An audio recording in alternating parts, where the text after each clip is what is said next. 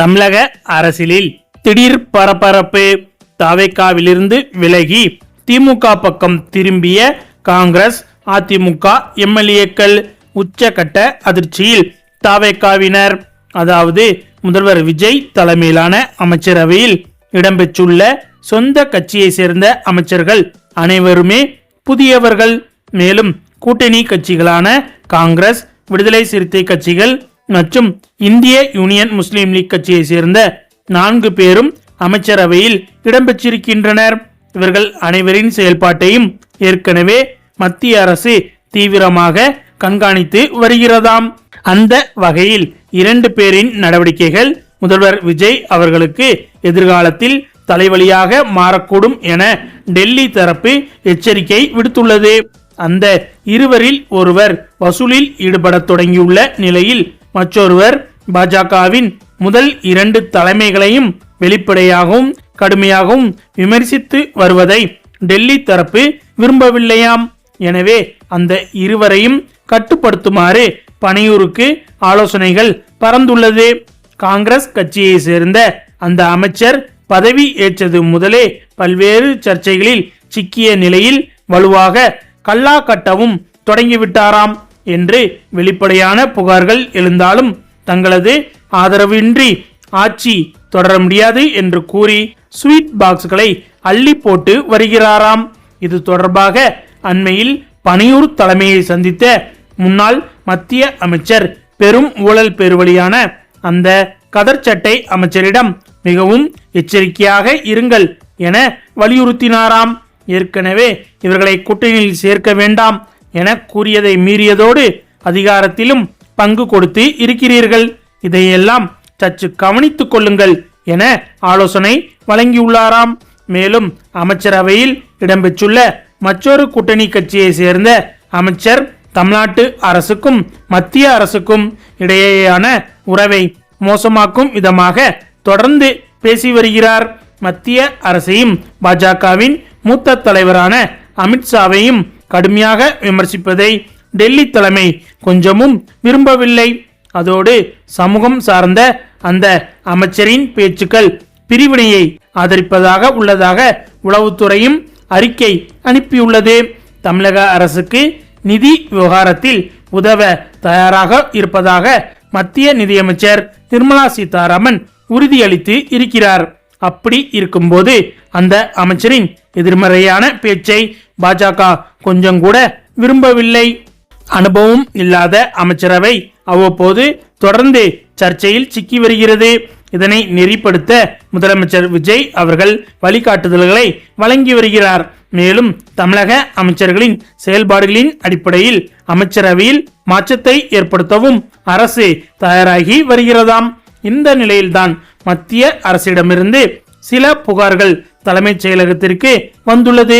இதனை கருத்தில் கொண்டு குறிப்பிட்ட கதர் சட்டை அமைச்சரின் பதவி பறிப்பு என்பது ஏற்கனவே கிட்டத்தட்ட உறுதியாகிவிட்டதாம். மற்றொரு கூட்டணி அமைச்சருக்கு இலாக்காவை மாற்றுவதோடு மத்திய அரசு மீதான அவரது விமர்சனங்களின் சூட்டை குறைக்கவும் ஆலோசனைகள் வழங்கப்பட்டு வருவதாக கூறப்படுகிறது. இந்த நிலையில் காங்கிரஸ் கட்சியின் அமைச்சர் பதவியை பறித்தால் முதல்வர் விஜய் அவர்களுக்கு பல சிக்கல்கள் அரங்கேற போகிறது.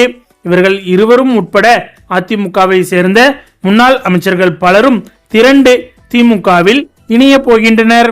அதாவது 2026 தமிழக சட்டசபை தேர்தலில் அதிமுக படுதோல்வியை சந்தித்த நிலையில் அக்கட்சியில் இருந்த பலரும் தமிழக வெற்றி கழகத்திற்கு தாவினர். இந்த நிலையில் அதிமுகவில் இருந்து விலகி தாவேகாவில் இணைந்த முன்னாள் அமைச்சர்கள் மற்றும் மாவட்ட செயலாளர்கள் உள்ளிட்ட 90 பேருக்கு பேசியபடி இன்னும் பொறுப்புகள் வழங்கப்படாததால் அவர்கள் அனைவரும் கடும் அதிருப்தியில் இருக்கிறார்கள் என்று கூறப்படுகிறது. 2026 சட்டசபை தேர்தல் தோல்விக்கு பிறகு அதிமுகவில் ஏற்பட்ட பிரச்சனை மற்றும் கருத்து வேறுபாடுகளால் முன்னாள் அமைச்சர்கள், மாவட்ட செயலாளர்கள், மாநில நிர்வாகிகள் என பல பேர் விலகி தாவேகாவில் இணைந்தனர். அவர்களுக்கு உரிய பொறுப்புகள் விரைவில் வழங்கப்படும் என்று வாக்குறுதி கொடுக்கப்பட்டிருந்தது. ஆனால் கட்சியில் சேர்ந்து 3 மாதங்கள் நெருங்கிவிட்ட நிலையில் தற்போது வரை பேசியபடி பொறுப்புகள் வழங்கப்படாததால் கடுமையான அதிர்ச்சியில் இருக்கிறார்களாம். ஆனால் மிக சமீபத்தில் இணைந்த முன்னாள் அமைச்சர் விஜயபாஸ்கர் உள்ளிட்ட சிலருக்கு மட்டும் பதவி வழங்கியிருப்பதால் பல முக்கிய நிர்வாகிகள் கடும் ஏமாற்றத்தில் இருக்கிறார்களாம். குறிப்பாக முன்னாள் அமைச்சர்களான MC Sampath, Kadambur Raju, Udumalai Radhakrishnan, Sivapathi, S Valarmathi, SM Anandan உள்ளிட்டோருக்கு இன்னும் எந்த ஒரு பொறுப்பும் வழங்கப்படவில்லை. இதனால் பேசியபடி பொறுப்புகள் கிடைக்குமா கிடைக்காதா என்று கடும் மன வருத்தத்தில் இருக்கிறார்களாம். இது சம்பந்தமாக கட்சியின் பொதுச் செயலாளர் புசி ஆனந்தை பலமுறை நேரில் சந்தித்து பேசியும் இதுவரை எந்த ஒரு முன்னேற்றமும் இல்லையாம். விரைவில் தலைவரிடம் பேசி நல்ல பதில் வரும், நல்ல அறிவிப்பு வரும்.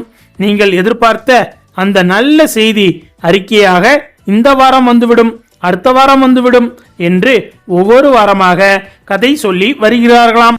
இதனால் கடுப்பாகி இருக்கும் முன்னாள் அமைச்சர்களும் முக்கிய நிர்வாகிகளும் முதலமைச்சரை நேரில் சந்தித்து தங்களது மன வருத்தத்தை கூற திட்டம் தீட்டி வருகிறார்கள்.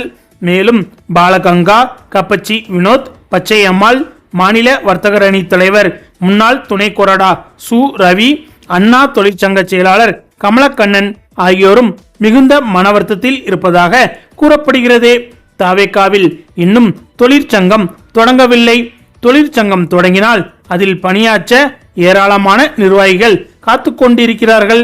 ஏற்கனவே பலரும் அதிமுகவின் அண்ணா தொழிற்சங்கத்திலிருந்து விலகிய நிலையில் தற்போது தமிழக வெற்றி கழகத்தின் அறிக்கைக்காக காத்து கொண்டிருக்கிறார்கள்.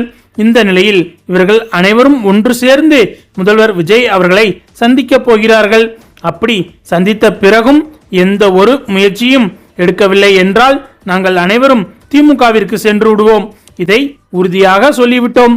ஏற்கனவே நாங்கள் திமுகவில் இருக்கும் முக்கிய நிர்வாகிகளை சந்தித்து இது தொடர்பாக பேசிவிட்டோம் என்று அவர்கள் அனைவரும் தாவேகா நிர்வாகிகளிடம் கூறிய பின்னரும் முதல்வர் விஜய் அவர்கள் இவர்களை சந்திப்பதில் ஆர்வம் காட்டவில்லை என்பதால் தற்போது இவர்கள் அனைவரும் திமுகவில் இணைய திட்டமிட்டிருப்பதாக தகவல் வெளிவந்துள்ளது. ஓகே ஃப்ரெண்ட்ஸ், இதை பற்றிய உங்களுடைய கருத்துக்களையும் மறக்காமல் கமெண்ட்ல சொல்லுங்க. மேலும் இந்த வீடியோ பிடிச்சிருந்தா லைக் பண்ணுங்க, ஷேர் பண்ணுங்க, நம்ம சேனலை மறக்காம சப்ஸ்கிரைப் பண்ணுங்க. தேங்க்ஸ் ஃபார் வாட்சிங்.